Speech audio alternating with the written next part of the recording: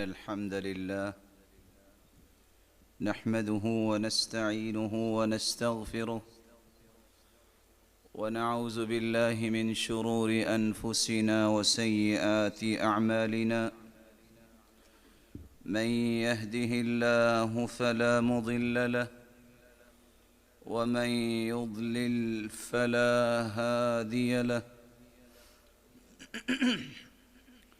وأشهد أن لا إله إلا الله وحده لا شريك له وأن محمدًا عبده ورسوله يا أيها الذين آمنوا اتقوا الله حق تقاته ولا تموتن إلا وأنتم مسلمون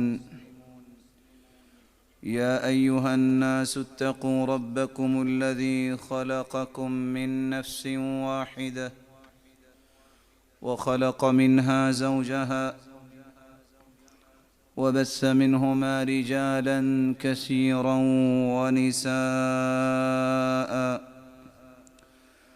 واتقوا الله الذي تساءلون به والأرحام إن الله كان عليكم رقيبا يا أيها الذين آمنوا اتقوا الله وقولوا قولا سديدا يصلح لكم أعمالكم ويغفر لكم ذنوبكم ومن يطع الله ورسوله فقد فاز فوزا عظيما أما بعد فأعوذ بالله من الشيطان الرجيم وقال الرسول يا رب إن قوم اتخذوا هذا القرآن مهجورا لائق ست تکریم سامعین مکرم، اللہ ذوالجلال ہم سب کے خالق و مالک اور رازق ہیں۔ وہی ذات قادر مطلق ہے۔ اس نے جہاں انسانیت کی تخلیق فرمائی ہے وہاں اس کی رشد و ہدایت کے لیے انبیاء و رسل کو مبعوث فرمایا اور کتابوں کو اتارا۔ انبیاء و رسل جن کی سب سے بڑی ذمہ داری یہ ہوتی ہے، جو تمام انبیاء نے انتہائی خوبصورت انداز سے پوری کی کہ قوم و ملت کے ہر فرد کو راہ راست پہ چلانے کی کوشش کرنا۔ اس راہ حق پہ چلانے کے لیے وہ آئین اور دستور جو اللہ ذوالجلال کتاب کی شکل میں اتارتے ہیں، اس آئین اور دستور کی ایک ایک شک کو سمجھانا یہ بھی انبیاء اور رسل کی ذمہ داری ہوتی ہے۔ آخری پیغمبر محمد الرسول اللہ صلی اللہ علیہ وآلہ وسلم ہیں۔ وہ خود فرماتے ہیں انا قائد المرسلین ولا فخر، میں تمام انبیاء کا لیڈر اور قائد ہوں، لیکن میں فخر نہیں کرتا کیونکہ فخر میرے رب کو پسند نہیں۔ انا خاتم النبیین ولا فخر، میں خاتم النبیین ہوں، میرے بعد کوئی نبی نہیں آئے گا، اور میں اس پر بھی فخر نہیں کرتا کیونکہ فخر میرے مالک کو پسند نہیں۔ اس آخری پیغمبر پر اللہ ذوالجلال نے جس کتاب کو اتارا اس کو قرآن مجید کہتے ہیں۔ قیامت تک آنے والی انسانیت کے لیے یہ دستور ٹھہرا، یہ آئین ٹھہرا، اس کی ایک ایک لائن، اس کا ایک ایک کلمہ اور ایک ایک جملہ انسانی زندگی کی خوبصورتی کے لیے ضروری ہے۔ جس کو اللہ عز و جلال نے پسند کر لیا اور اس آئین اور دستور کو پڑھنے کی توفیق سے نواز دیا، اس کی تلاوت کی محبت اسے عطا کر دی، اس کی فہم و بصیرت اسے نصیب کر دی، اور پھر عملی رویوں میں اس کے احکامات کو اتارنے کی ہمت دے دی، اور اس کے پیغامات کو دنیا کے کونے کونے تک پہنچانے کی یہ سعادت دے دی۔ کائنات میں سب سے بہترین یہ انسان ہے، جیسا کہ رسول اللہ صلی اللہ علیہ وسلم کا فرمان ہے، خیرکم من تعلم القرآن وعلمہ، جو اس دستور اور آئین کو سیکھتا ہے اور سکھاتا ہے۔ اس نیلگو آسمان کی چھت کے نیچے روئے زمین پر اس جیسا کوئی انسان نہیں۔ یہ صرف دنیا کی بات ہی نہیں، قیامت کا دن بھی ہوگا، وہاں صفیں تو بنے گی، لیکن مالک الملک ان خاکی صفوں میں آدم سے لے کے قیامت تک آنے والی انسانیت اور آدمیت کی صفیں بنیں گی، جن میں سے 120 صفیں جنت میں جائیں گی، 80 صفیں صرف اس امت کی ہوں گی، باقی 40 صفیں باقی تمام امتوں کی ہوں گی جو جنت میں جائیں گی۔ جہاں یہ 120 صفیں جو جنت میں جانے والی ہیں، اہل قرآن ان صفوں میں ہوں گے، لیکن وہاں یہ ثابت کیا جائے گا، الماہر بالقرآن مع السفرۃ الکرام البررہ۔ دنیا کے اندر اس آئین اور دستور کی ایک ایک شق کو یاد کرنے والے، سمجھنے والے، اپنی زندگی میں نافذ کرنے والے، اور اسے ہی اپنا پیش رو بنانے والے اور پیشوا بنانے والے، اور اسی آئین کی بالادستی کے لیے زندگیاں وقف کرنے والے، آج ان خاکی صفوں سے نکل آؤ، آ جاؤ ان صفوں میں جن صفوں میں جبریل امین کھڑے۔ لیکن جس شخص نے زندگی میں اس آئین اور دستور کی بالادستی کو تسلیم نہ کیا،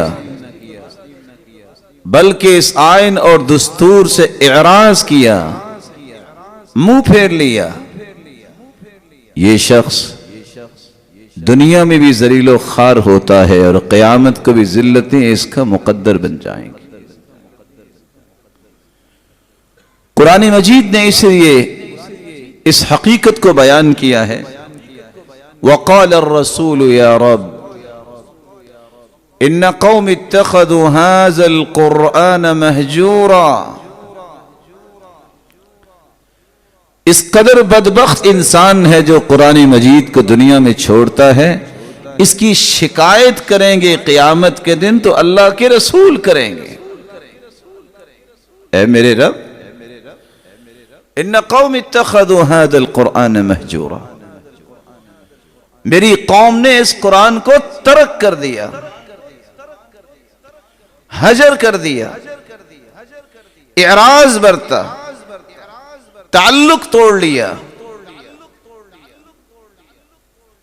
جس انسان کی شکایت محمد مصطفیٰ صلی اللہ علیہ وسلم کریں گے، اس کا پھر بنے گا کیا؟ تو آج کے اس خطبے میں ہم قرآن مجید کی اس آیت کی روشنی میں 5 چیزیں بیان کرنا چاہیں گے۔ حجر کس کو کہتے ہیں اور حجر کی اقسام کون سی ہیں، اور قرآن مجید کو ترک کر دینا اور اسے تعلق توڑ دینے کے نقصانات کیا ہیں، اور ایک مسلمان کو عام زندگی میں بھی کس کس رویے کو اختیار کرنا چاہیے کہ کہیں قیامت کو ان لوگوں کی صف میں نہ چلا جائے جن لوگوں کے بارے میں مقدمہ پیش کرنے والے خاتم النبیین محمد مصطفیٰ صلی اللہ علیہ وسلم ہوں گے۔ حجر کا مطلب ہوتا ہے تعلق توڑ لینا، حجر کا مطلب ہوتا ہے کسی چیز کو ترک کر دینا، حجر کا مطلب ہوتا ہے انسان کسی سے منہ پھیر لے۔ علماء امت بیان کرتے ہیں الحجر مفارقۃ الانسان غیرہ، جب انسان کسی سے جدا ہو جائے، الگ ہو جائے، اس سے کوئی واسطہ تعلق نہ رکھے، اس کو عربی زبان میں حجر کہتے ہیں۔ حجر کی بنیادی طور پر 6 قسمیں ہیں۔ قرآن مجید سے تعلق توڑ لینا، حجر القرآن، حجر الرجل زوجتہ او نساء، کچھ زندگی کے ایسے فیزز بھی آتے ہیں کہ خاوند کو اپنی بیوی سے تعلق توڑنا پڑتا ہے، یا طلاق کی شکل میں یا اس کی تربیت کرنے کے لیے کچھ دیر کے لیے۔ حجر الوالدین، تیسری قسم ہے کہ والدین کے ساتھ تعلق توڑ لینا۔ چوتھی قسم ہے حجر الاقارب، رشتہ داروں سے تعلق توڑ لینا۔ پانچویں قسم ہے حجر المسلمین، بعضهم بعضا، بعض مسلمان دوسرے مسلمانوں سے لا تعلق ہو جاتے ہیں۔ اور چھٹی حجر کی قسم ہے حجر اہل المعاصی والبدع والاہواء، گناہ پہ ڈٹ جانے والے اور بدعتی اور خواہشات کے غلام، ان سے تعلق توڑ لینا۔ یہ بنیادی طور پہ حجر کی 6 قسمیں ہیں، جن کے اختصار کے ساتھ آج ہم سمجھنے کی کوشش کریں گے۔ قرآن مجید سے تعلق توڑنے کا معنی کیا ہے؟ امام مجاہد ابن جبر، امام النخعی رحمہم اللہ فرماتے ہیں القول السیء فی القرآن والزعم الباطل بأنه سحر او شعر او اساطیر الاولین۔ ایک حجر قرآن کا وہ ہے جو کافر کرتے تھے، مشرک کرتے تھے اور آج بھی کافر کرتے ہیں۔ قرآن کی بے حرمتی کرنا، قرآن کے بارے میں یہ تصور رکھنا کہ یہ شعر ہے، یہ جادو ہے، یہ تو پرانی باتیں ہیں، یہ کافروں کا رویہ رہا ہے اور مشرکوں کا رویہ رہا ہے۔ ابن زید بیان کرتے ہیں اور ابن جریر طبری رحمہم اللہ الاعراض والبعد عن القرآن وعدم سماعه ورفع اصواتهم بالهذيان اذا قرئ لئلا يسمع۔ ایک حجر منافقوں کا ہے، منافق نہ قرآن پڑھنا چاہتے ہیں اور نہ ہی سننا چاہتے ہیں، بلکہ جہاں قرآن پڑھا جا رہا ہو وہاں غوغا کرنا، شور کرنا تاکہ قرآن کو سن ہی نہ سکے، یہ منافقوں کا رویہ رہا ہے، اور آج بھی یہ منافقوں کا رویہ ہے کہ وہ قرآن کی مجلس کو پسند نہیں کریں۔ ابن عباس اور مقاتل بیان کرتے ہیں عدم الالتفات الیہ، فاسق و فاجر کا رویہ یہ ہے کہ وہ قرآن کی طرف التفات ہی نہیں کرتا کہ قرآن مجھے کیا کہہ رہا ہے۔ یہ نظام حیات ہے، دستور ہے، اس کی ایک ایک شک میری زندگی میں رونق لانے والی ہے۔ اگر یہ التفات نہ کرنے کا عقیدہ بنا لے تو کافر ہو جائے گا کہ ضرورت نہیں ہے قرآن کی، لیکن اگر سستی کی وجہ سے کرتا ہے تو یہ فاسق و فاجر تو ہے۔ اس لیے امام ابن تیمیہ رحمت اللہ علیہ فرمایا کرتے تھے من هجر القرآن فهو من اعداء الرسول، جس شخص کا تعلق قرآن سے ٹوٹا ہوا ہو سمجھ لیا کرو یہ محمد مصطفیٰ کا دشمن ہے، کیونکہ قیامت کے دن اللہ کے رسول نے اسی کے خلاف مقدمہ دائر کرنا ہے۔ امام ابن القیم رحمت اللہ علیہ قرآن مجید کے حجر کے متعلق 6 باتیں بیان کرتے ہیں کہ قرآن مجید کا حجر کس کس انداز سے ہوتا ہے۔ حجر و تلاوت القرآن، امت پہ سب سے بڑا وبال اس وقت آتا ہے جس قوم اور ملت اور امت کے لیے یہ قرآن آیا وہ اس کو پڑھنے کی تمنا اور خواہش نہیں کرتی، ان کے اندر ذوق ختم ہو جاتا ہے۔ عمر بن عبدالعزیز رحمہ اللہ قرآن سن کے روتے اور لوگوں سے کہا کرتے تھے عالجو قلوبکم، اپنے دلوں کا علاج کرواؤ، تم شعر سن کے روتے ہو، تمہارے تو دل بیمار ہیں، تمہیں رونا چاہیے اللہ کی کلام سن کے۔ تو تلاوت نہ کرنا، تلاوت کو نہ سننا، یہ تمنا ہی نہ رکھنا، یہ قرآن مجید کا ترک ہے جس کی سزا ملے گی۔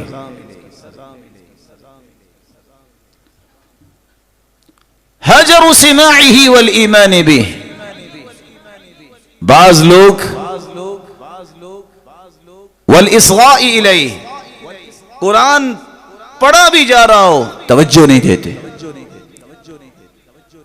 دنیا جہان کا سطحی قسم کا انسان کی گفتگو کرے جس کے پاس عہدہ ہو بڑے غور سے سنیں گے، لیکن اللہ کی کلام پہ وہ توجہ نہیں دیں گے۔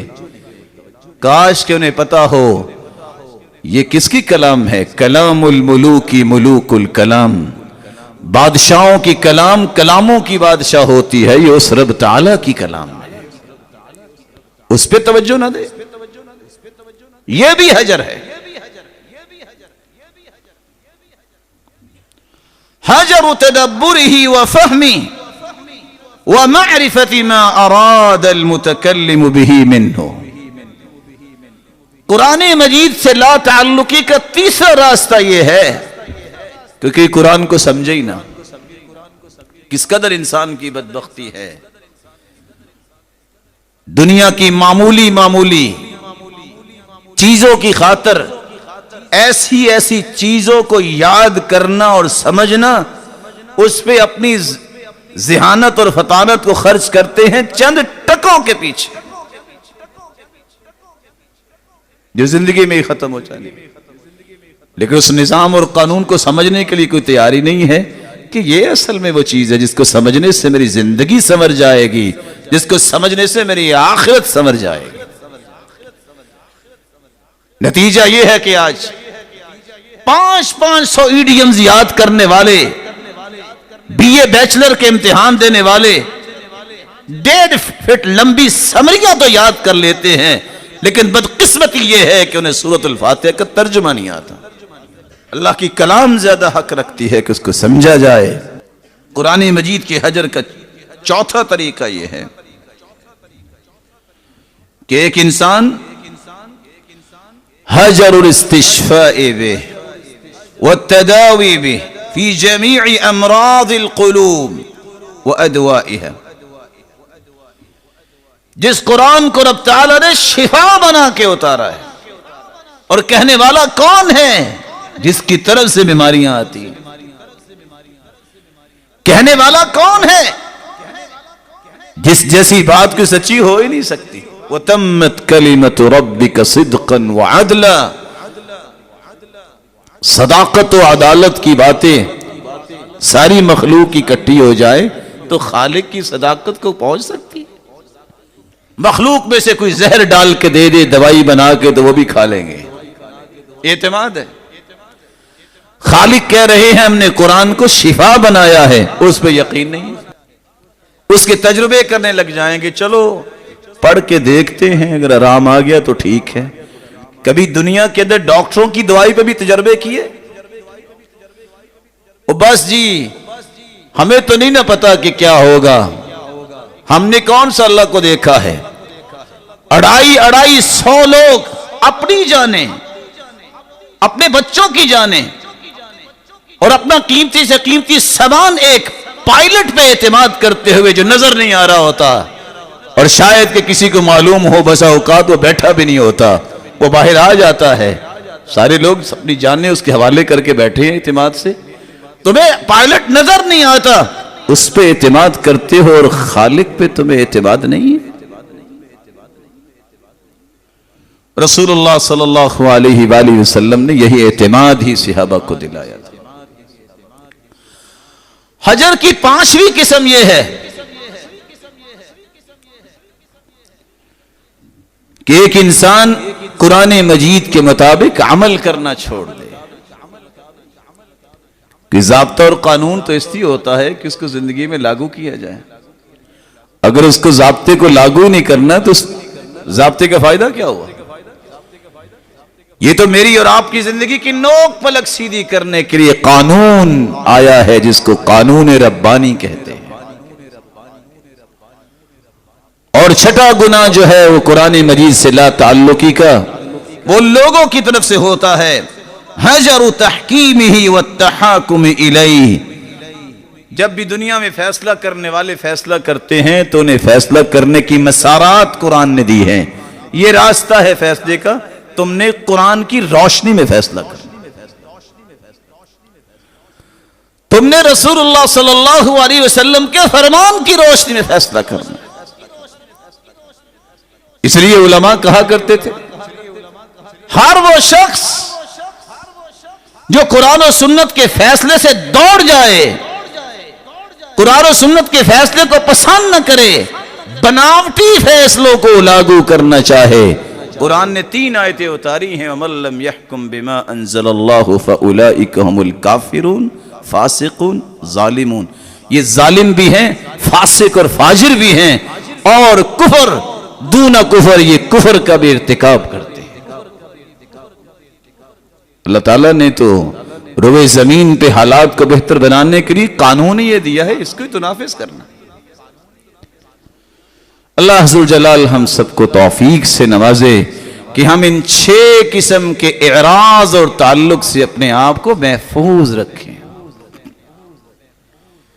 اس لیے قرآن مجید نے قرآن مجید سے تعلق توڑنے کی کچھ سزائیں پیش کی ہیں۔ وَمَنْ أَظْلَمُ مِمَّنْ ذُكِّرَ بِآيَاتِ رَبِّهِ فَأَعْرَضَ عَنْهَا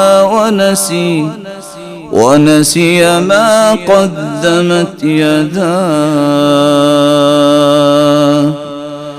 إِنَّا جَعَلْنَا عَلَى قُلُوبِهِمْ أَكِنَّةً أَن يَفْقَهُوهُ وَفِي آذَانِهِمْ وَقْرًا وَإِن تَدْعُهُمْ إِلَى الْهُدَى فَلَن يَهْتَدُوا إِذًا أَبَدًا۔ روئے زمین پر اس سے بڑا ظالم کون ہے؟ سب سے بڑا ظالم یہ ہے جس کو اللہ کی آیتوں کے ساتھ نصیحت کی جائے اور وہ منہ پھیر جائے۔ وَنَسِيَ مَا قَدَّمَتْ يَدَاهُ، بھول جائے میرے کرتوت کیا ہیں، انہیں سمجھایا تو اس لیے جا رہا تھا کہ شاید ان کرتوتوں کی تجھے معافی مل جائے اور تو اللہ کے محبوب بندوں کی صف میں شامل ہو جائے، لیکن وہ اعراض کرتا ہے۔ اللہ تعالیٰ فرماتے اس اعراض کا نتیجہ کیا نکلتا ہے کہ ہم ان کے دلوں پہ ایسی مہر ثبت کر دیتے ہیں، وہ پھر حق کو سمجھنے کی صلاحیت ہی کھو بیٹھتے ہیں۔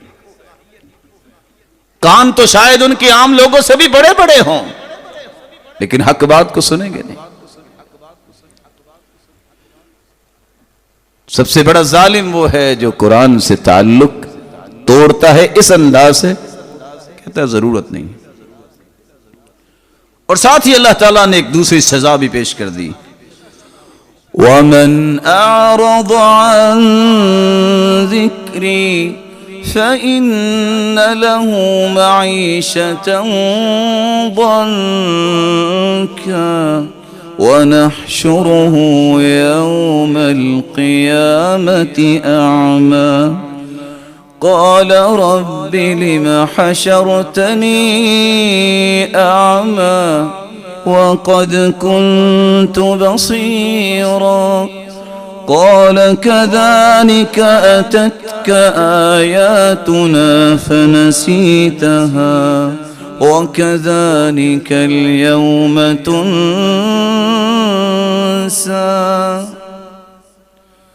آج کسی کی آنکھ میں درد ہو، تکلیف ہو، اسے پٹی باندھنی پڑے، اس سے پوچھو کہ اس آنکھ کی قدر و قیمت کیا ہے۔ اللہ عز و جلال فرماتے ہیں جو اس قرآن سے اعراض کرتا ہے، دنیا میں اس کی آنکھیں جتنی بھی خوبصورت ہوں گی اس کو اندھا کر کے ہم اٹھائیں گے، اور وہ کہے گا یا رب، اے میرے رب، لما حشرتنی اعمى وقد كنت بصيرا، اللہ دنیا میں تو میری آنکھیں تھی، مجھے اندھا کیوں کیا گیا؟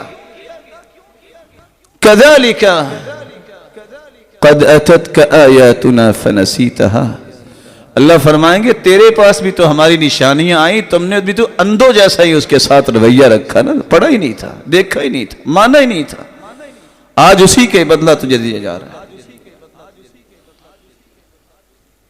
امام ابن کثیر رحمت اللہ علیہ فرماتے ہیں یہ وہ بدبخت ہے جو آنکھیں بند کر لیتا ہے قرآن سے، زندگی کی آخری رمق تک لا طمأنینہ، اس بندے کو کبھی بھی اطمینان نہیں ملے گا۔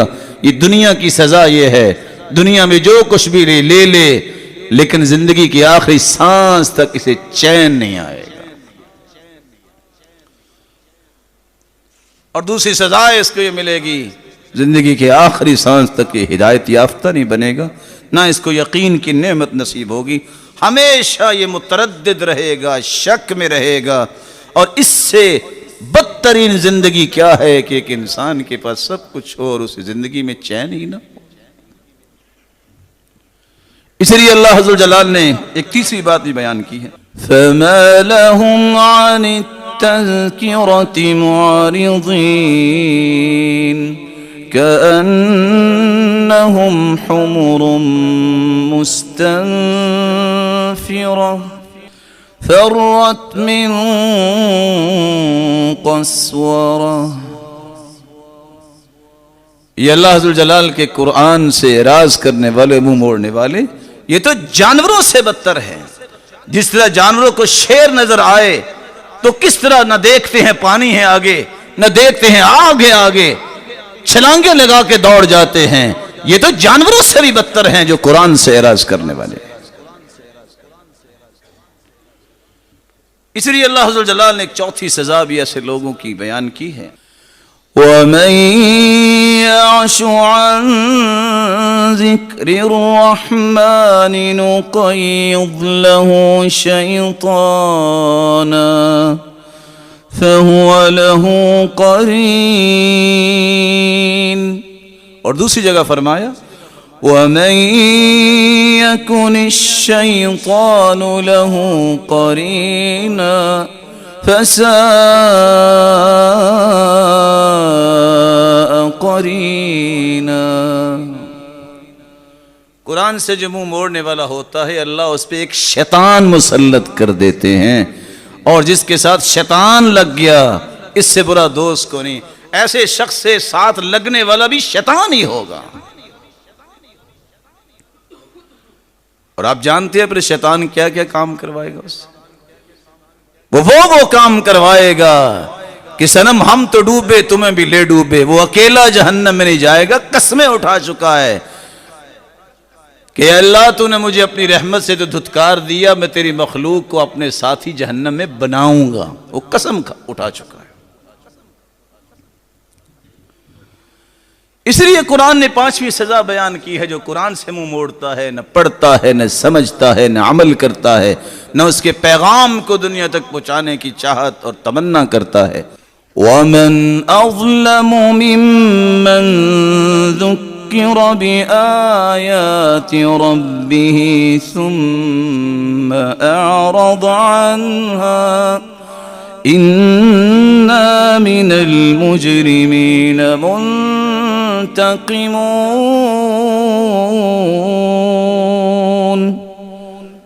جس نے قرآن سے منہ موڑ لیا، قرآن کہتا ہے یہ مجرم ہے.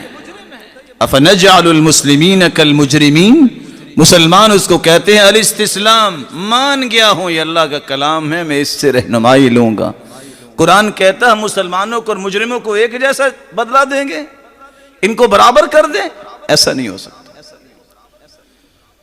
یہ صرف مجرم نہیں، انا من المجرمین منتقمون، ہم ان سے انتقام بھی لیں گے. دو چیزیں، مجرم تو ہے ہی ہے، ان سے انتقام اللہ دنیا میں بھی لیں گے اور آخرت میں بھی لیں گے.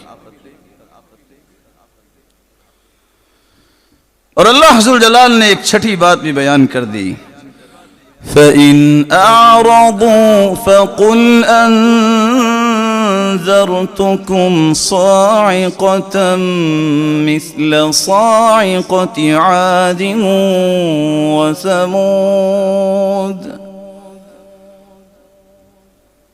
اگر یہ اعراض کر لیں گے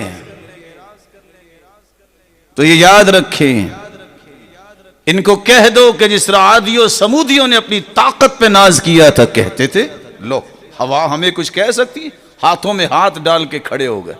اتنے قداور اللہ تعالیٰ نے ہوا بھیجی اور ایک قوم پہ فرشتے کو بھیجا، اس نے چیخ ماری، ان کے کلیجے پھٹ گئے. اور ہوا آئی جو پتھروں کو کرید کر انہوں نے جاب الصخر بالواد، جو انہوں نے محلات تیار کیے تھے، ہوا نکال کے انہیں مارتی تھی. کأنہم اعجاز نخل خاویہ، جو اپنی طاقت پہ مان کرنے والے تھے ان کی لاشیں اس طرح پڑی تھی جیسے کھجور کے تنے پڑے ہوتے ہیں. اللہ سے زور آزمائی نہیں کرتے، اللہ ذو الجلال کے نظام سے طاقت آزمائی نہیں کرتے. وہ بہت بڑا بادشاہ ہے، وہ بہت بڑا بادشاہ ہے. وما يعلم جنود ربك الا هو، اس کے لشکر اتنے ہیں کہ میری اور آپ کی عقل وہاں تک سفر نہیں کر سکتی. یہ دیکھیں، کوئی فوج نہیں بھیجی اللہ تعالیٰ نے، فرشتے نہیں بھیجے، ایک وائرس بھیجا ہے، پوری دنیا جیم ہو چکی ہے، کسی کی سمجھ میں نہیں آ رہا. وہ آج اتفاق سے میں رپورٹ پڑھ رہا تھا کہ ابھی تک اس کے 4000 فیزز آ چکے ہیں اور ڈاکٹرز کو سمجھ نہیں آ رہی کہ کیا سے کیا ہو رہا ہے. یہ دنیا کی حقیقت ہے. کاش اس بات کو ہی امت سمجھ جائے اور اللہ کی طرف لوٹ کے اور پلٹ کے آ جائے. اللہ تعالیٰ نے اس لیے ایک اور سزا بھی بیان کی ہے. دنیا میں تو اعراض انسان کرتا ہے، قیامت کو بھی کچھ ہونے والا ہے اس کے ساتھ. وَيَوْمَ يَعَضُّ الظَّالِمُ عَلَى يَدَيْهِ يَقُولُ يَا لَيْتَنِي اتَّخَذْتُ مَعَ الرَّسُولِ سَبِيلًا لَقَدْ أَضَلَّنِي عَنِ الذِّكْرِ. وَيَوْمَ يَعَضُّ الظَّالِمُ عَلَى يَدَيْهِ يَقُولُ يَا لَيْتَنِي اتخذت مع الرسول سبيلا يا ويلتى ليتني لم أتخذ فلانا خليلا لقد أضلني عن الذكر بعد إذ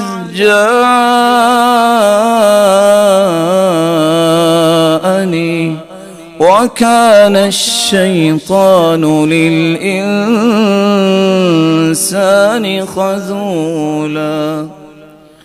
دنیا میں ظلم کرنے والا، یہ ظالم جو سمجھتا ہے میرے جسم میں طاقت بہت ہے، جو سمجھتا ہے میرے تعلق اور واسطے بہت ہیں، پوری کائنات کے سامنے اپنے ہاتھوں کو کاٹے گا، کہے گا اس وقت جو کہا کام نہیں آئے گا. یا لیتنی اتخذت مع الرسول سبیلا، کاش میں نے اللہ کے رسول کی بات مانی ہوتی. یا ویلتا، ہائے میری بربادی، لیکن اس وقت یہ کام نہیں آئے گا۔ لم اتخذ فلانا خلیلا، میں کاش میری بربادی میں دنیا میں فلاں کو دوست نہ بناتا، اسے تعلق نہ رکھتا۔ لقد اضلنی عن الذکر بعد اذ جاءنی، میرے پاس تو اللہ کا قرآن آ چکا تھا، اس قرآن کے آ جانے کے بعد دوست نے مجھے قرآن سے دور کر دیا، اس تعلق نے مجھ سے دور کر دیا۔ وَكَانَ الشَّيْطَانُ لِلْإِنسَانِ خَذُولًا، اور قرآن کہتا ہے شیطان تو ذلیلی کرنے والا ہے۔ بات دوست کی ہو رہی تھی، شیطان کہاں سے آ گیا؟ جو تعلق، جو دوستی تمہیں قرآن کے حکم سے دور کرتی ہے وہ شیطان ہی ہوتا ہے، جس کا اظہار زبانیں کریں گی، اور اس وقت اظہار قیامت کو کیا ہوا کوئی کام نہیں آئے گا۔ اور اسی کے بارے میں اللہ کے رسول صلی اللہ علیہ وسلم شکایت کریں گے۔ وَقَالَ الرَّسُولُ يَا رَبِّ إِنَّ قَوْمِ اتَّخَذُوا هَذَا الْقُرْآنَ مَهْجُورًا، اللہ کے پیغمبر فرمائیں گے اے میرے رب، آج ان لوگوں کا مقدمہ میں آپ کی عدالت میں پیش کرنے آیا ہوں جن کی رشد و ہدایت کے لیے تو نے قرآن مجھ پہ اتارا۔ یہ وہ لوگ ہیں جنہوں نے تیرے قرآن سے اعراض کیا، اور جس کا مقدمہ جو ہے رسول اللہ صلی اللہ علیہ وسلم پیش کریں گے، اس کے بعد پھر کیا ہونے والا ہے۔ اللہ مجھے اور آپ کو اور ہماری اولادوں کو بھی محفوظ فرمائے۔ رسول اللہ صلی اللہ علیہ وسلم نے اس لیے فرمایا تھا، صحیح الجامع کی روایت ہے 4443، اور سلسلہ صحیحہ کی روایت ہے 2019، القرآن شافع مشفع وماحل مصدق، من جعله امامه قاده الى الجنہ ومن جعله خلفه ساقه الى النار۔ یہ قرآن سفارشی بنے گا، جس کی قرآن نے سفارش کر دی اس کی قبول کی جائے گی، جس نے اس کو دنیا میں پیشوا مانا یہ قرآن ہی اسے لے کے جنت چلا جائے گا، جس نے اس قرآن کو نہ مانا یہ قرآن ہی مخالفت میں گواہی دے گا، اور قرآن ہی اس کا سبب بنے گا کہ چلو اس کو جہنم کی آگ میں جھونک دیا جائے۔ وَمَن يُعْرِضْ عَن ذِكْرِ رَبِّهِ يَسْلُكْهُ عَذَابًا صَعَدًا، اس قرآن سے جو اعراض کرتا ہے، اس قرآن سے اعراض کرنے والا جو ہے وہ عذاب ایسے ایسے جھیلے گا کہ جو انسان کی سوچ سے باہر ہے۔ زدناہم عذابا فوق العذاب، عذاب پہ عذاب ایسے لوگوں کو دیے جائیں گے۔ مفسرین الفاظ نقل کرتے ہیں، زیدو اقارب، حکم ہوگا ان پہ بچھو چھوڑ دو، انیابوہا کالنخل الطوال، بچھو کیسے؟ اس کے حجم کی بات نہیں ہوئی، اس بچھو کا ڈنگ اتنا ہوگا کالنخل الطوال، جتنا کھجور کا تنا ہوتا ہے۔ نسأل اللہ السلامت من، اللہ ذوالجلال ہمیں محفوظ فرمائے۔ اس لیے صحابی کو کہا تھا 40 دن میں قرآن پڑھ لیا کرو۔ کہا میں اور پڑھنا چاہتا ہوں، فرمایا 30 دن میں پڑھ لو۔ کہا نہیں میں اور پڑھنا چاہتا ہوں، فرمایا 25 دن میں پڑھ لو۔ کرتے کرتے 20 15 10 7، کہا میری اور بھی تمنا ہے، فرمایا 3 دن میں پڑھ لیا کرو۔ رمضانی مسلمان صرف رمضان کو قرآن کھولتے ہیں، یہ دنیا کی کمائی کو روزانہ چیک کر کے سوتے ہیں۔ آج روکڑ کیا تھی؟ جس چیز کی ذمہ داری اللہ نے لی ہوئی ہے اس کے بارے میں اچھلنا کودنا اور مچلنا اور کہنا کہ میں کما رہا ہوں، یہ تیرا رب تجھے دے رہا ہے۔ یہ بھول جس دن ختم ہو گئی اس دن تو کامیاب ہو گیا۔ جو کہتا ہے کہ میری 10 انگلیاں کماتی ہیں، جن کے ہاتھ کٹے ہوتے ہیں وہ بھی کھا کے سوتے ہیں، یہ گمنڈ ہی تمہیں مروا دے گا کہ میرے پاس پیسہ بہت ہے۔ قارون سے زیادہ تیرے پاس پیسہ نہیں ہے۔ اللہ نے قارون کو بھی زمین میں دھنسا دیا اور اس کے خزانوں کو بھی دھنسا دیا۔ اس لیے سب سے بڑی دولت یہ ہے کہ جس کے پاس قرآن ہو، اس کی تلاوت کرتا ہو، اسے سمجھتا ہو، اس پہ عمل کرتا ہو، اس کے پیغام کو دنیا کے کونے کونے تک پہنچانے کے لیے تڑپتا نظر آئے، کس طرح میں اس پیغام کو عام کر سکتا ہوں، کیسے میں اپنی صلاحیتیں اس کے لیے وقف کر سکتا ہوں۔ اللہ میری اور آپ کی اولاد اور نسل کو اس کی توفیق سے نوازے۔ اعراض کی دوسری قسم، بسا اوقات تعلق توڑنا پڑتا ہے بیوی سے۔ شریعت نے اس بات کا حکم دیا ہے وَعَاشِرُوهُنَّ بِالْمَعْرُوفِ، عورتوں کے ساتھ اچھا رویہ برتو، حسن معاشرت کرو، معمولی بات ہو جائے تو گھر نہ توڑو، معمولی بات کو بڑے بڑے پہاڑ نہ بناؤ، لا تکبر الحرج، چھوٹی سی بات کو پہاڑ بنا کے گھر توڑ دینا، اس سے شیطان خوش ہوتا ہے، رحمان خوش نہیں ہوتا۔ لیکن شریعت نے ساتھ یہ بھی کہہ دیا، بجائے اس کے کہ تم بیوی پہ ظلم کرو، ما ضرب رسول اللہ صلی اللہ علیہ وسلم خادما ولا امرأة قط، پوری زندگی اللہ کے رسول نے اپنی بیویوں میں سے کسی بیوی کو مارا نہیں ہے۔ یہ بھی سنت ہے، باقی سنتوں سے محبت ہے تو اس سنت سے بھی غور کرنا چاہیے کہ ایک عورت جو اپنے گھر سے آئی ہے، آج اس کے بہن بھائی نہیں، وہ اکیلی ہو یا اس کے بہن بھائی ہوں، اس نظریے سے ظلم کیا جائے، مجھے کون پوچھنے والا ہے؟ تیرا رب تجھے پوچھنے والا ہے۔ یاد رکھنا، دنیا میں کو پوچھے گا تو کتنا کو پوچھے گا، لیکن قیامت کو اگر پوچھو گی نا، من نوقش الحساب فقد عذب، اگر پڑتال ہوگی نا ان کھاتوں کی کہ تم نے کیا کیا کیا ہے، تو عذاب سے نہیں بچ سکے۔ لیکن قرآن نے یہ کہہ دیا، اگر تم دیکھتے ہو وَإِنْ خِفْتُمْ شِقَاقَ بَيْنِهِمَا وَاللَّاتِي تَخَافُونَ نُشُوزَهُنَّ فَعِظُوهُنَّ، جو بد زبانی کرتی ہے، بدتمیزی آگے سے کرتی ہے، مخالفت کرتی ہے، فَعِظُوهُنَّ، اس کو سمجھاؤ۔ سمجھانے بجھانے سے بھی بات نہیں بنی، فَاهْجُرُوهُنَّ، اس کا بستر الگ کر دو، پھر بھی بات نہیں بنتی، وَاضْرِبُوهُنَّ، ان کی سرزنش بھی کر سکتے ہیں، لیکن اصول اور ضابطے کے تحت، اس قدر نہ مارو کہ اس کی ہڈی ٹوٹ جائے۔ رسول اکرم صلی اللہ علیہ وآلہ وسلم پر یہ قرآن نازل ہوا۔ صحابی روایت کرتے ہیں کہ ایک شخص آیا اور کہتا ہے، دیکھیے اللہ کے رسول، میری بیٹی، میں نے کیسے اس کو نکاح دیا تھا اپنی بیٹی کا، اور اس نے مار کے تھپڑ میری بیٹی کا چہرہ سرخ کر دیا ہے۔ اللہ کے رسول نے فرمایا بدلہ لیں گے۔ وہی نازل ہوگی الرجال قوامون علی النساء، کہا بدلہ تو لینا تھا، کچھ ارادہ میں نے کیا، کچھ میرے رب کا فیصلہ آ گیا ہے۔ قصہ جب سامنے آیا، حجر بیوی سے کیا جا سکتا ہے، تعلق توڑو، کیونکہ مقصود یہ ہے کہ دنیا کی سودا نہیں ہے۔ اس سے بڑی حماقت کیا ہے کہ انسان اس نظریے سے نکاح کرے کہ میں نے کچھ دیر کے لیے نکاح کرنا ہے۔ تم نے نکاح کیا ہے، تم یہ تمنا کرو کہ ہم نے جنت میں بھی اکٹھے رہنا ہے۔ یہ ہے نکاح کا وہ فیصلہ جو کسی کے دل میں آ جائے، جو کامیاب ہوتا ہے۔ اللہ میری اولاد کو بھی میرے ساتھ جنت میں لے کے جا، میرے گھر والوں کو بھی جنت میں لے کے جا۔ رسول اکرم صلی اللہ علیہ وآلہ وسلم نے اپنی بیوی کو، جس نے صرف یہ بات کہی تھی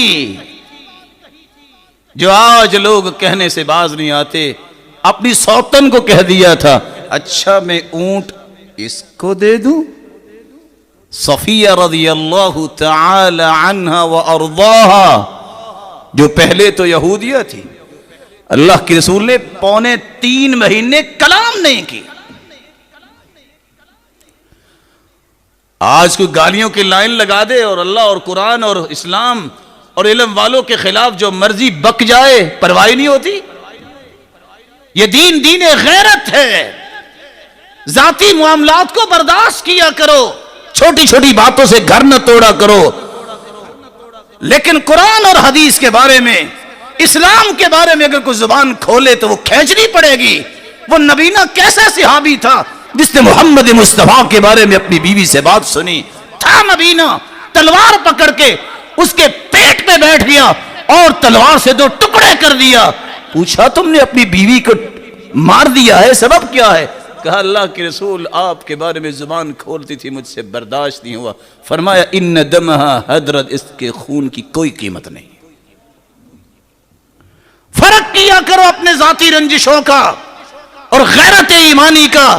جب تک یہ پیمانہ تمہارے ہاتھ نہیں آئے گا کبھی سکون نہیں پاؤ گے دنیا میں۔ اور صحابہ کے پاس یہی پیمانہ تھا۔ وہ پیمانہ کیا؟ مجھے کوئی گالی دے میں برداشت کروں، میرا کچھ نہیں بگڑا، نہ بگڑنے والا ہے جب میرا رب میرے ساتھ ہے۔ لیکن جس نے اسلام کے بارے میں زبان کھولی وہاں یہ بزدلی نہیں دکھائے گا، یہاں یہ دانت بھی توڑے گا۔ یہ غیرت ہے۔ اللہ کے رسول صلی اللہ علیہ وسلم کے بارے میں ابن خطل نے زبان کھولی، کہا اڑا دو۔ اللہ کے رسول دوڑ کے بیت اللہ میں آ گیا ہے، متعلق باستار الکعبہ، اس نے تو بیت اللہ کا غلاف پکڑ لیا، کہا اس کے یہاں بھی ٹکڑا کر دو۔ سوری کس بات کی؟ اللہ کے بارے میں، رسول کے بارے میں زبان کھولے تو کہیں چلو جی مسئلے تو ہوتی ہے، اور اپنے بارے میں کوئی معمولی بات کرے تو گولی مار دو۔ معیار دیکھو، ذاتیات کو برداشت کیا کرو، دین کی غیرت کو مردہ نہ کرو۔ حجر الوالدین، حجر کی تیسری قسم ہے والدین سے تعلق توڑنا، بہت بڑا گناہ ہے۔ تھے مشرک ابراہیم علیہ السلام کے والد، بلکہ اکیلا شرک نہیں کرتے تھے، بت فروش بھی تھے، بت فروشی ان کا ذریعہ معاش بھی تھا۔ لیکن کیا کہتے تھے؟ یا ابتی، میرے پیارے ابا جان ایسے نہ کریں، ابا جان شیطان کے پیچھے نہ لگیں۔ عورت آ کے کہتی ہے اللہ کے رسول میری ماں تو مشرکہ ہے، افاصلھا، میں صلہ رحمی کروں؟ کہا صلیھا، اس کے ساتھ ملتی رہا کرو، اس کو دعوت دیتے رہا کرو، مشرک بھی ہے، دروازہ کھلا رکھو، وہ سیدھے راستے پہ آ جائے گا۔ حجر الاقارب، حجر کی چوتھی قسم ہے رشتہ داروں سے قطع تعلق کر لینا۔ رسول اکرم صلی اللہ علیہ وسلم نے فرمایا قیامت کی نشانی ہے کہ رشتہ داروں کے تعلق کی حالت یہ ہو جائے گی کوئی کسی کو پہچانتے نہیں ہوگا، تناکر آ جائے گا۔ اور حدیث یہ کہتی ہے سلسلہ صحیحہ کی 918، بغیر کسی شرعی عذر کے کوئی تعلق توڑتا ہے دنیا میں جن گناہوں کی فوراً سزا مل جاتی ہے، ان میں سے ایک گناہ یہ بھی ہے کہ رشتہ داروں کی پرواہ چھوڑ دے، اسے قطع تعلق کر۔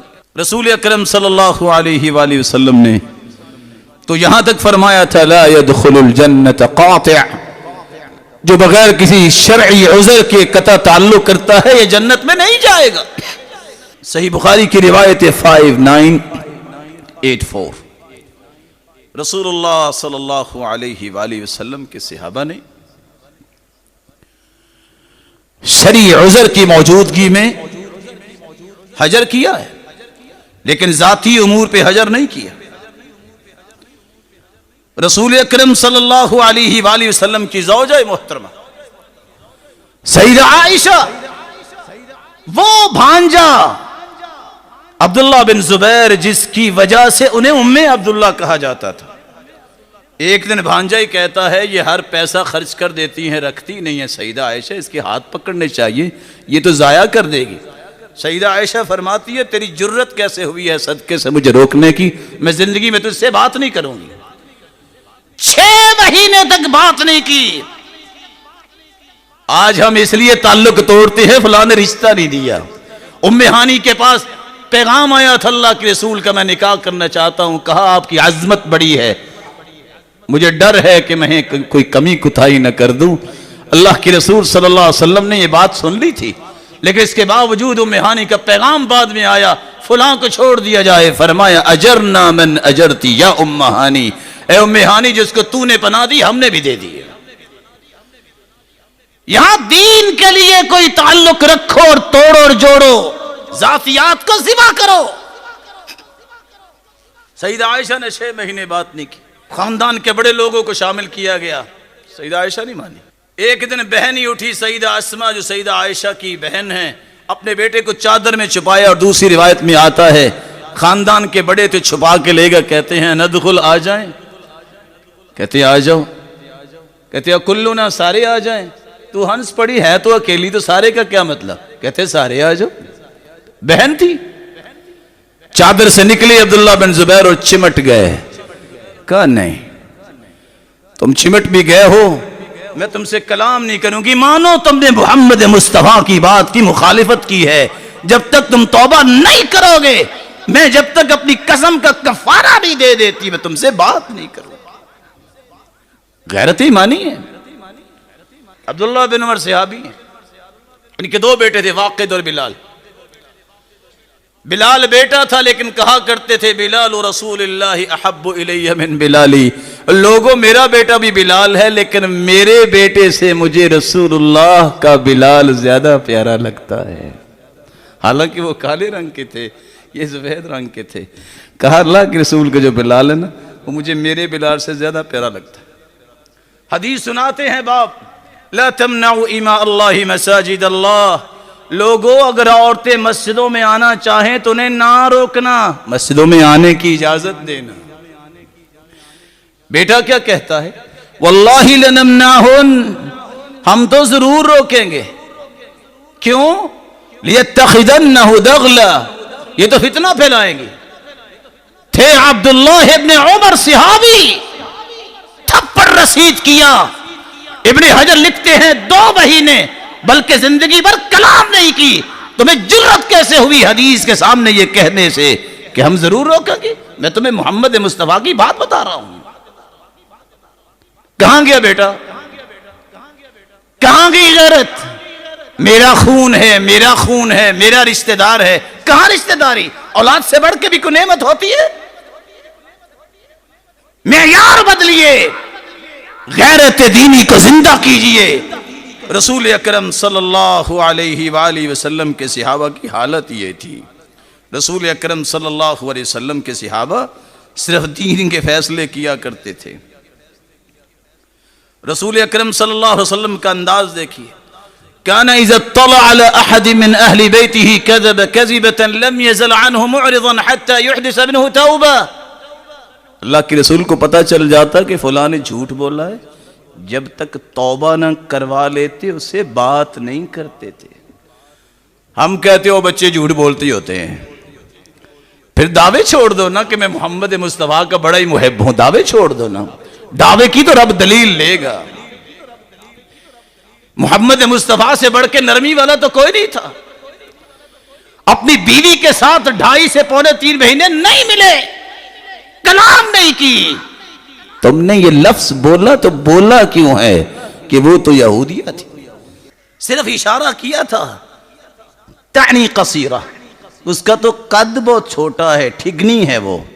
اللہ کے رسول نے فرمایا لو مزجت بماء البحر لمزجت، تیرا یہ کہنا اتنا کڑوا ہے، سمندروں میں ڈال دیا جائے تو سمندر کڑوے ہو جائے۔ معیار بنائیے۔ رسول اکرم صلی اللہ علیہ وآلہ وسلم کے صحابی اسی منہج کو اختیار کیے ہوئے تھے۔ ایک شخص کو اللہ کے رسول کے صحابی نے کہا کہ اللہ کے رسول نے منع کیا ہے ایسی پتھر اٹھا اٹھا کے مارنا، کنکریاں مارنا، بچوں کی عادت ہوتی ہے، بعض بڑے بھی بچے بن جاتے ہیں اور یہ کام کرنا شروع کر دیتے ہیں۔ فرمایا اس طرح پھینکنے سے کسی کی آنکھ خراب ہو سکتی ہے، نہ تو یہ شکار کو لگے گی نہ اس کا فائدہ ہے۔ کہنے والا کہتا ہے میں تو ضرور ماروں گا۔ کہا لا اکلمک ابدا، تم نے کہہ دیا ہے، میں نے حدیث سنائی، زندگی میں تیرے ساتھ میں آئندہ کلام نہیں کروں گا۔ یہ صحابی ہے۔ پھر کہتے ہیں رواداری ہونی چاہیے اور نرمی ہونی چاہیے۔ صحابہ سے بڑھ کے بھی کوئی نرم مزاج دنیا میں آیا؟ وہاں محمد مصطفیٰ کی بات کو ٹھکرایا جا رہا ہے، وہاں تیری قیمت کیا ہے؟ رسول اکرم صلی اللہ علیہ وآلہ وسلم نے صحابہ کرام کی تربیت یہ کی تھی کہ تمہیں برداشت کرنا ہے اپنی باتوں کو، لیکن دین کی بات پہ تمہیں برداشت نہیں کرنا۔ ابن سیرین رحمہ اللہ ایک آدمی کو حدیث سناتے ہیں، وہ کہتا ہے کہ فلاں نے تو یہ کہا ہے۔ ابن سیرین کہتے ہیں لا اکلمک ابدا، میں نے اللہ کے رسول کی بات پیش کی ہے، تم کہتے فلاں کہتے ہیں، فلاں کون ہے؟ جاؤ آج کے بعد میں تجھ سے کلام نہیں کروں۔ حیرانگی کی بات یہ ہے، عبداللہ ابن مسعود رضی اللہ عنہ، جن کے بارے میں صحابی کہتے ہیں سب سے زیادہ سنت کی پابندی کرنے والے، عبداللہ ابن عمر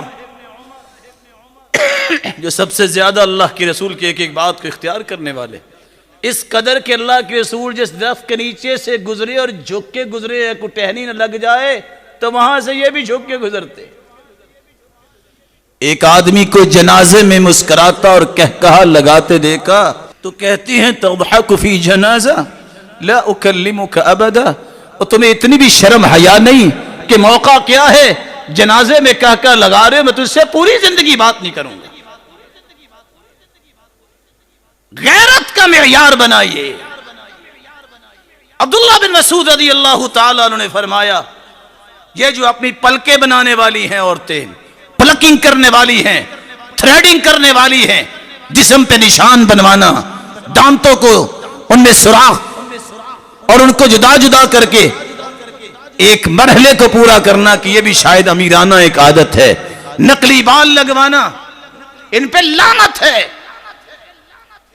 ایک عورت کہتی ہے آپ ہمیں تو کہہ رہے ہیں لعنت ہے، ان اہلک یفعلون، آپ نے دیکھا آپ کی بیوی بھی یہ کام کرتی، کہتے ہیں میں یہاں بیٹھا ہوں، اگر میری بیوی سے یہ کوئی بات ثابت ہو جائے لا اجتمع معها تحت سقف واحد، عبداللہ بن مسعود آج کے بعد ایک چھت کے نیچے اپنی بیوی کے ساتھ جمع نہیں ہوگا۔ کیسی بات اب کر رہی؟ اب جاؤ اور عورت کو بھیجا، وہ واپس آ کے کہتی ہے کہنے والے نے غلط، کہنے والی نے غلط کہا تھا، آپ کی بیوی میں یہ عیب نہیں۔ رسول اللہ صلی اللہ علیہ وسلم نے سکھایا یہ تھا۔ سعد رضی اللہ تعالیٰ عنہ کی بات آپ سن چکے ہیں اس سے پہلے، ماں نے کہا دین چھوڑ دو وگرنہ میں بھوکی مر جاؤں گی، کہا ماں ایسا نہ کرنا، میں دین نہیں چھوڑ سکتا۔ کہا تم جاؤ گے راستے میں لوگ کہیں گے یا قاتل امہ، او ماں کے قاتل کہاں جا رہے ہو، لوگ تجھے تانا دیا کریں گے۔ سعد نے جب دیکھا کہ ماں سمجھنے والی تو نہیں ہے، اٹھے اور آ کے کہتے ہیں یا امہ، او میری ماں، لو ان لک 100 نفس تخرج امامی نفسا نفسا، ایک جان اللہ نے آپ کو دی ہے نا، اگر 100 جانیں بھی اللہ دے دے، تخرج امامی نفسا نفسا، ایک ایک کر کے ساری جانیں نکل جائیں تو میں برداشت کر لوں گا، میری ماں میں دین نہیں چھوڑ سکتا۔ معیار بدلیے، اللہ یہ معیار ہمارے اندر پیدا فرما اور اپنے ذاتی امور میں برداشت کرنے والے بنے اور دین کی غیرت کے لیے اپنی غیرت کو زندہ رکھنے والے بنے۔ وآخر دعوانا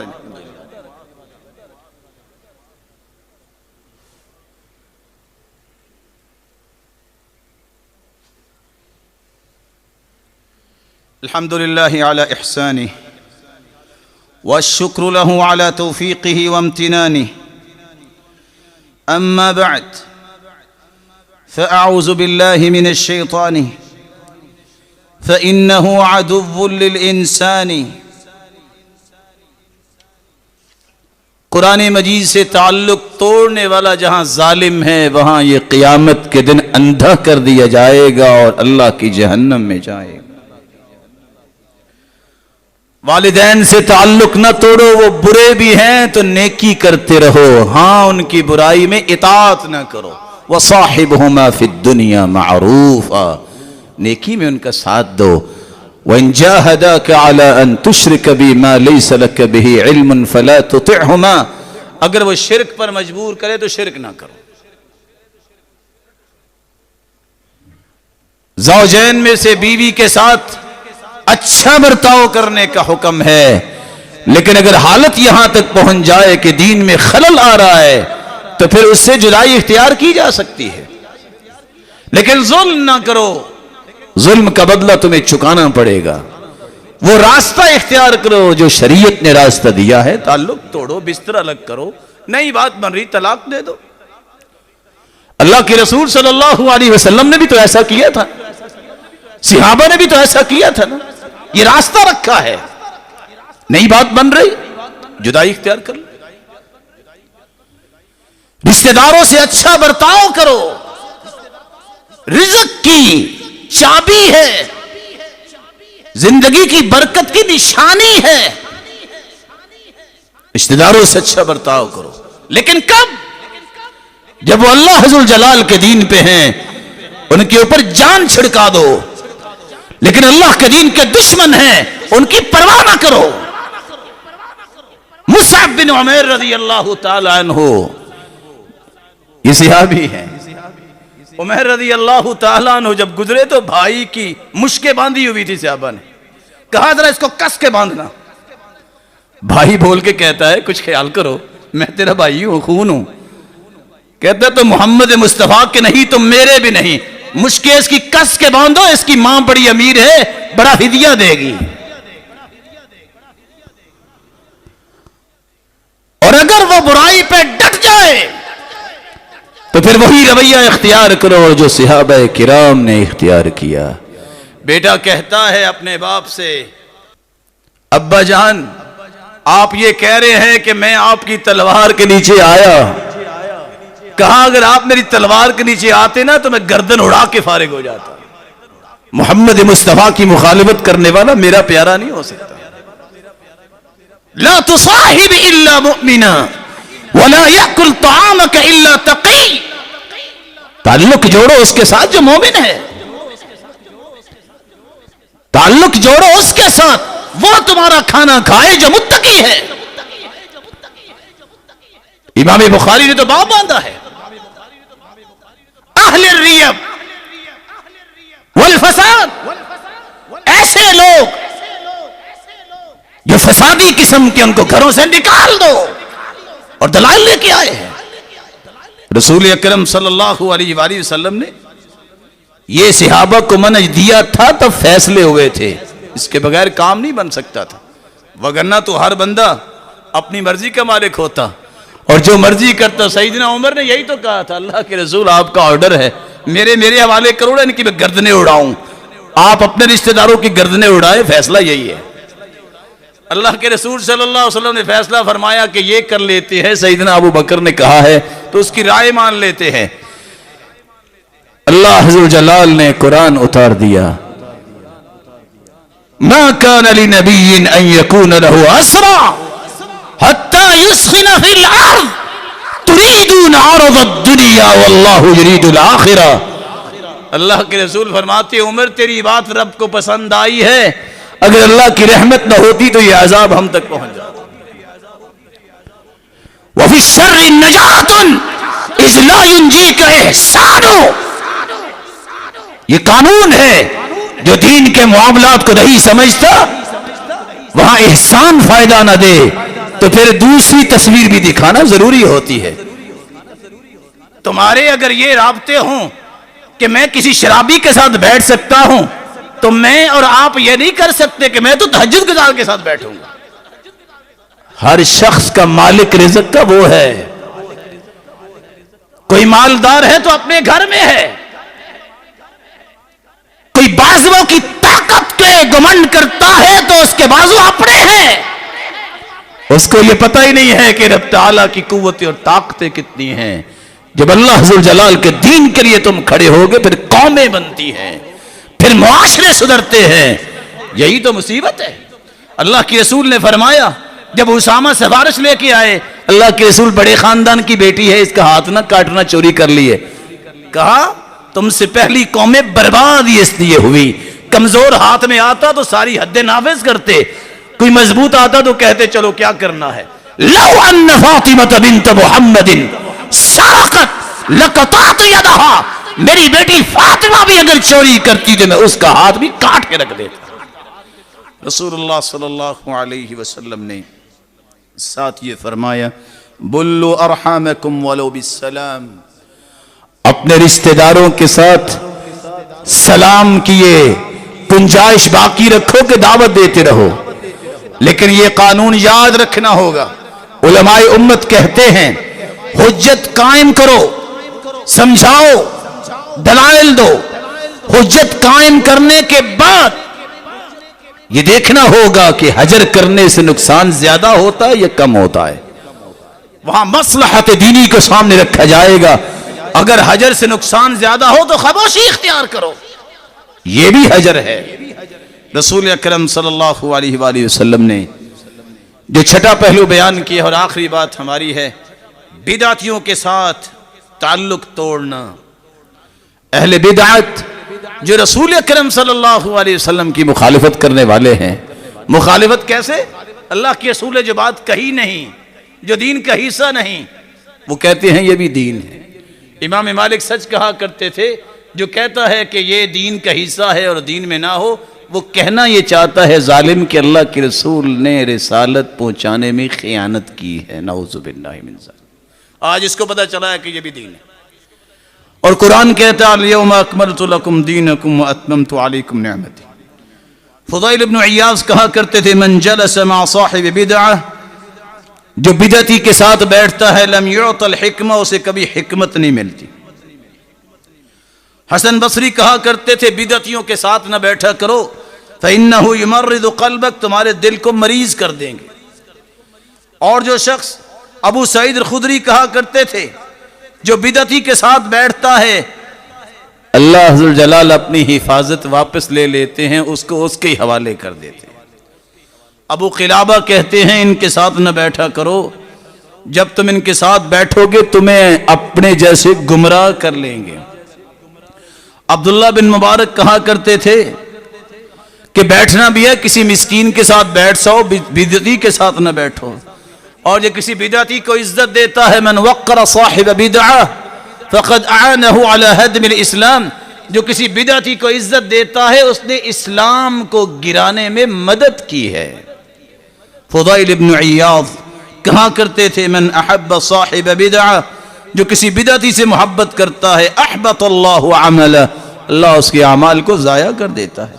واخرج نور الاسلام من قلبی، اور اسلام کی روشنی اس کے دل سے نکال دیتا ہے. بلکہ فضیل ابن عیاض کہا کرتے تھے جو بدعتی کو اپنی بیٹی کا نکاح دے دیتا ہے فقد قطع رحمہا، اس نے اپنی بیٹی کے ساتھ صلہ رحمی نے کی، قطع رحمی کی ہے.